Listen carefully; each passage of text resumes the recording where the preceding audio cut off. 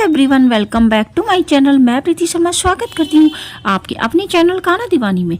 यहाँ आपको देखने को मिलती है Laddu Gopal video and all पूजा पाठ related information Monday Wednesday Friday. तो फ्रेंड्स, राधे राधे, जय श्री कृष्णा। कैसे हो आप? आई होप आप सब भले चंगे होंगे, स्वस्थ होंगे, मस्त होंगे।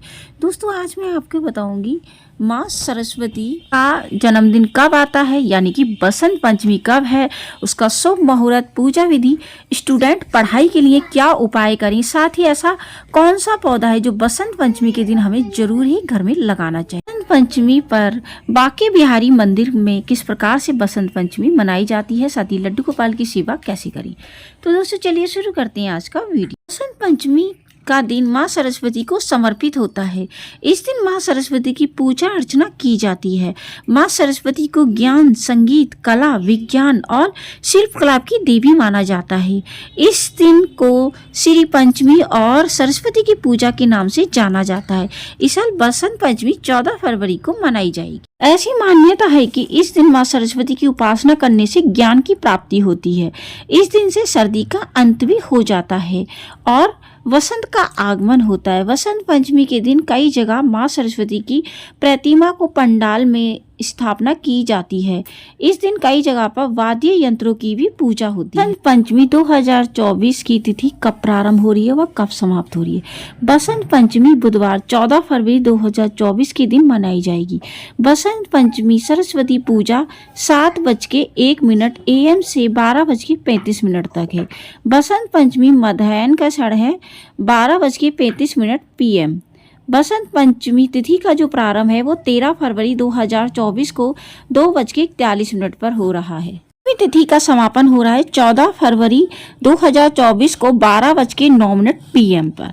लेकिन दोस्तों, उदय तिथि के अनुसार जब सूर्य उदय होता है तभी तिथि मानी जाती है। तो इस प्रकार बसंत पंचमी 14 फरवरी को ही मनाई जाएगी। जब ब्रह्मा जी ने सृष्टि बनाई तो सृष्टि में बहुत सूनापन था, इसलिए उन्होंने सरस्वती माता जी को प्रकट किया, जिससे उन्होंने ताल और सुरों से इस धरती को भर दिया। दोस्तों, माघ मास की पंचमी को, शुक्ल पक्ष की पंचमी को बसंत पंचमी का पर्व मनाया जाता है।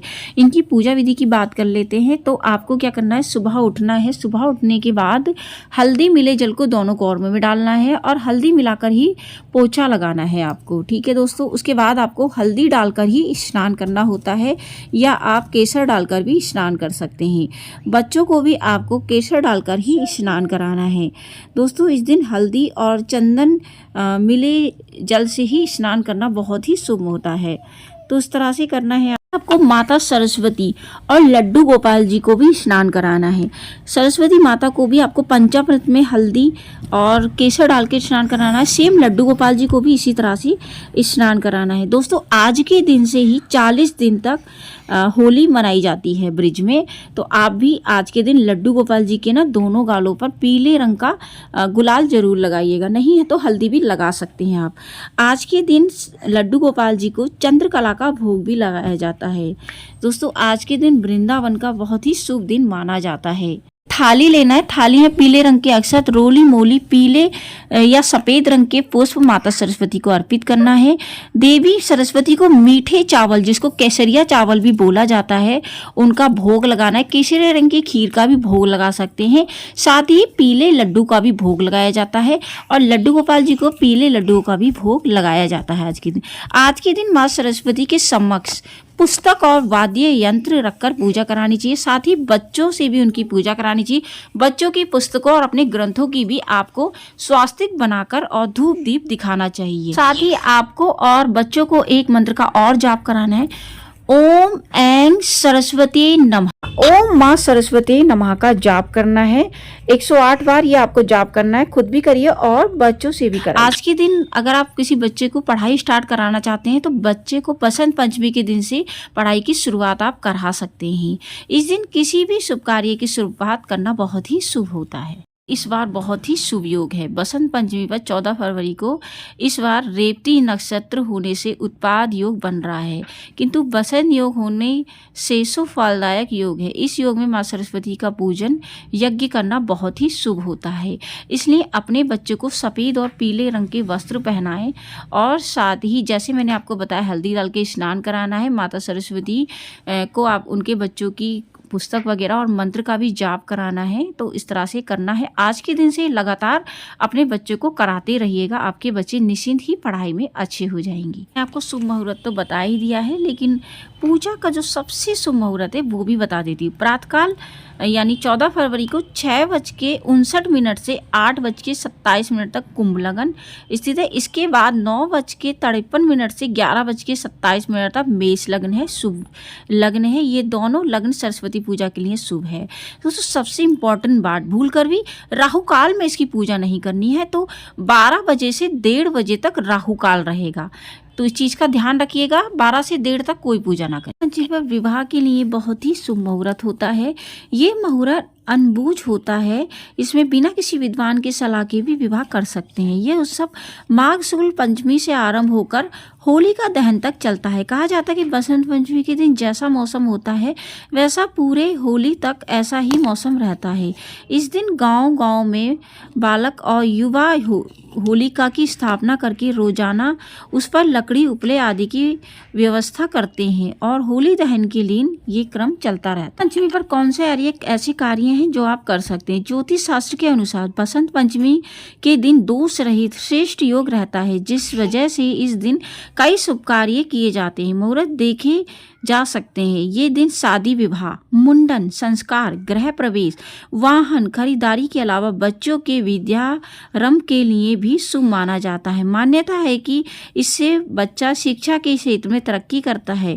इस साल बसंत पंचमी जैसा कि आपको पता है 14 फरवरी को मनाई जा रही है। इस दिन विद्यारंभ के लिए बहुत ही शुभ मुहूर्त रहेगा। पंचमी के दिन ये चीजें जरूर खरीदें।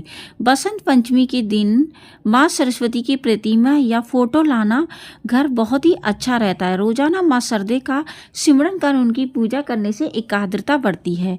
इसके साथ ही बांसुरी या वाद्य यंत्र, संगीत में रुचि रखने के लिए लोगों को सरस्वती के दिन बांसुरी या वाद्य यंत्र घर लाना बहुत ही शुभ रहता है। मान्यता कि ऐसा करने से माँ सरस्वती प्रसन्न होती है। शादी से जुड़ी खरीदारी, साथ ही बसंत पंचमी के दिन शादी का जोड़ा या गहनों की खरीदारी बेहद शुभ और मंगलकारी होता है। कहा जाता है इससे सुख सौभाग्य बढ़ता है। बसंत पंचमी के दिन भूमि या वाहन की खरीदारी बेहद शुभ मानी जाती है। बसंत पंचमी के मौके पर भूमि या वाहन खरीदना बेहद शुभ होता है। माना जाता है कि इससे घर में सुख समृद्धि और खुशहाली आती है। इसके साथ ही आपको एक चीज़ और खरीदनी, मोर पंखी का पौधा। बसंत पंचमी के दिन मोर पंखी का पौधा घर ला सकते हैं। इस पौधे को जोड़े से घर की पूजा पूर्व दिशा की ओर करना बेहद शुभ होता है। मान्यता है कि इस मयूर पंखी पौधे को घर में रखने से बच्चों का पढ़ाई में मन लगता है और माँ सरस्वती की कृपा हमेशा बनी रहती है। इसके साथ ही दोस्तों श्रीधाम वृंदावन में होली प्रारंभ हो जाती है। बांके बिहारी में 3 आरती होती है, जिसमें पीले रंग की पोशाक उनको पहनाई जाती है, उनके गालों पर रंग लगाए जाते हैं। दूसरी आरती होती है, उसमें भी उनको तीनों आरतियों में उनके गालों पर रंग लगाए जाते हैं, राजभोग लगाया जाता है। और दोस्तों साथ ही उनको चंद्रकला और मीठी चावल केसरिया चावल का भोग भी लगाया जाता है दोस्तों, तो उस चीज़ का ध्यान रखिएगा। और ये जो उत्सव है ना, रंग पंचमी तक चलता है। पीले रंग से वृंदावन में बहुत ही ध्यान से उस उत्सव को मनाया जाता है और बहुत ही फेवरेट सबका ये वहाँ पे उत्सव होता है। तो आप भी अपने लड्डू गोपाल जी को बसंत पंचमी के दिन पीले रंग के कपड़े पहनाइएगा और उनको पंचामृत पीले हल्दी डालकर स्नान कराइएगा और साथ ही उनके अच्छे से पूजा करिएगा। और सरस्वती माँ के लिए, अपने बच्चों के लिए मैंने जो उपाय बताए हैं वो जरूर करिएगा। आपके बच्चे निश्चिंत ही पढ़ाई में अच्छे होंगे। तो इसी कामना के साथ मैं लेती हूँ विदा, मिलती हूँ न्यू वीडियो में। तब तक के लिए हरे कृष्णा, राधे राधे। सबको बसंत पंचमी की हार्दिक शुभकामनाएं। तो दोस्तों मैं मिलती हूँ न्यू वीडियो में, तब तक के लिए हरे कृष्णा, राधे राधे। ओम माँ सरस्वती नमः।